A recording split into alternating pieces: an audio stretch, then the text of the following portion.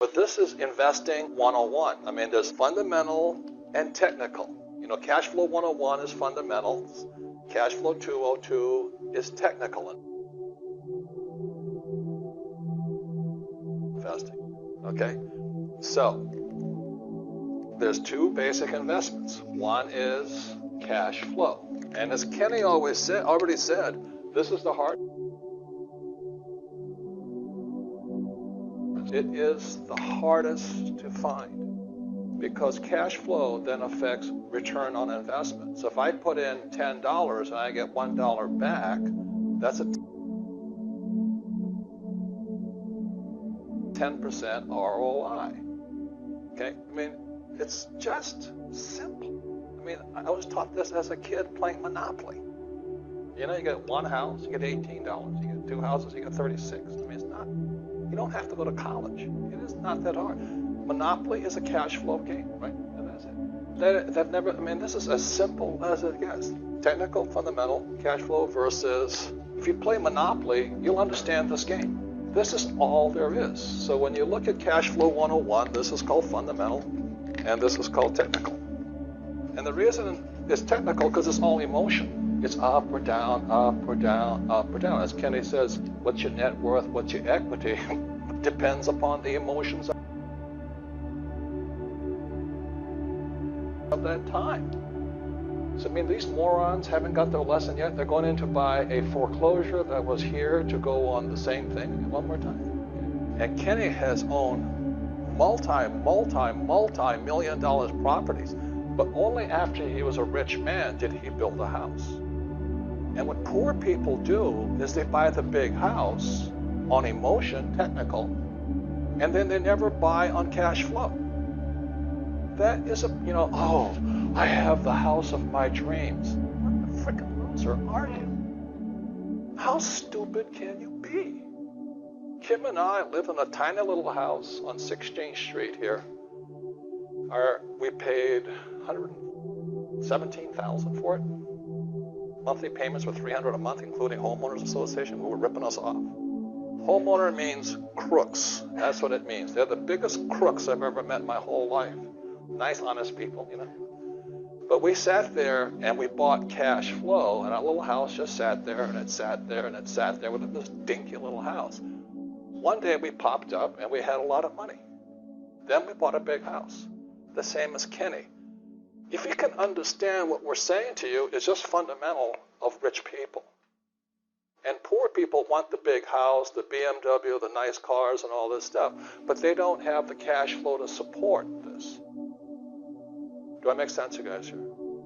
That's the difference. Why do we just buy in Oklahoma? Yeah, oil. Oil.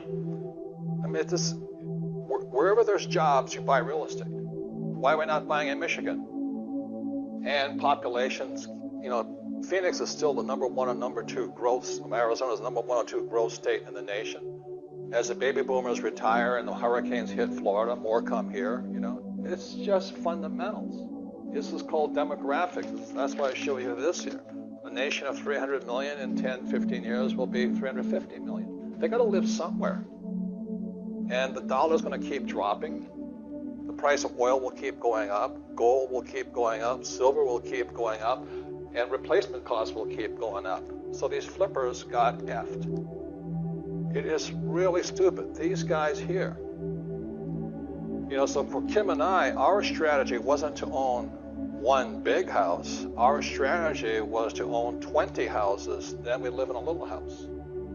And then we went to 500, then we bought a big house. That is the difference between rich people and poor people. Poor people want to look rich, and rich people want to be rich. Today the market's going so fast, but that's when the pros are getting out, amateurs are coming in. Now the good news is I make, even in real estate, I make more money in a crash. So there's always, like, I call it three sides of a coin, heads, tails, and the edge of the coin. As I see it going like this, I say, okay, this is good. I'm just not in the market, I'm out. In the real estate market, I'm just watching, and we're going to cash in a lot of places. But you don't have to be a loser. You don't have to lose out there if you have financial education. I always borrow to invest. One of my favorite books that just came out was called Fake. Fake money, fake teachers, fake assets. I use debt to invest. But to be able to do that, to go to here, get rich, to do that, you've really got to have a lot of financial education. I don't recommend it, but it's the best way to get rich. President Trump, my friend, we wrote 2 books together. I know some of you guys hate him. A lot of people hate the guy, but he's very smart. He's a capitalist. Obama, socialist, communist. Hillary, crook. So anyway, very careful right now because I use debt, Trump uses debt. The more debt we use, the less tax we pay. That is why I love real estate. I can use debt, pay no taxes, make a lot of money. So that's really what I teach. I don't recommend it, but for those of you who understand what's called an infinite return, it's the best way to get rich, but you have to have a lot of financial education. So the reason the rich don't pay taxes is because there's 3 types of income. They'll never teach you this in school. The fake teachers will never. Number 1 there's 3 types of income. Okay, number 1 type of income is earned income. That's earned income. It's when you work for money. It's earned. So that earned income shows up here.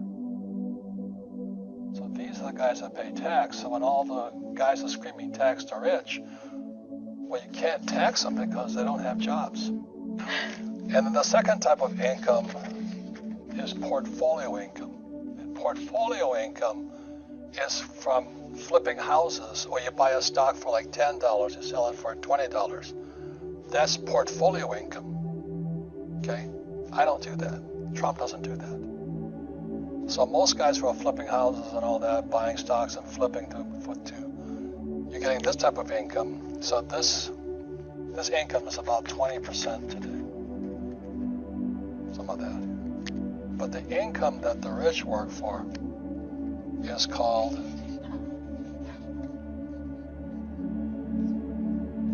passive income. Passive income is also known as cash flow. That's the name of our game. Cash flow. And that income is income that's flowing from here to here. It bypasses taxes. So I know it doesn't sound fair, and it isn't fair. I don't disagree with you. But what's not fair is our schools, which are part of the problem. We'll never explain that. Our school system is so fake. It's more fake than those fake plastic plates. And these teachers, bless their heart, they don't know any of this. And I really want to talk to you about the most important subject for all of us today, rich, young, poor, or old. It's called financial education. And as you know, our school systems teach us nothing about money. Nothing. It's pathetic. They have financial literacy courses today. Well, that's not financial education. It's really pathetic.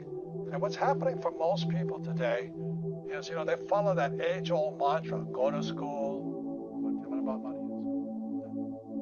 Get a job. Well, jobs are disappearing. Not only that, is that with artificial intelligence and G5 coming, more jobs are going to get wiped out, plus with driverless cars, more jobs are getting wiped out. So why would you go to school to get a job? And then work hard for money, but pay taxes. Taxes are going to keep going up, sports fans. They have to. Somebody's going to pay off this massive mountain of debt stacking up all over the world. And the only way they pay off debt is via taxes. And then they tell you to get out of debt. Oh, God. Debt is money. Please understand me. In 1971, when Nixon took the dollar off the gold standard, money became debt. So the rich know how to use debt to get rich. And that's what I do. My friend Donald Trump, I know some of you hate the guy. More power to you, But we use debt as money. And other guys will tell you get out of debt. Well, you choose. The rich use debt to get rich, and the poor and middle class get wiped out because they're in debt. That's because of the lack of financial education. And I tell you to invest for the long term in a well-diversified portfolio of stocks, bonds, mutual funds, and ETFs. The key word in there is invest for the long term. Why would you invest for the long term when they're printing trillions of dollars, and zero interest rate policy, they're paying you nothing for your money. And you're going to hold for the long term, and you got HFT, high frequency trading.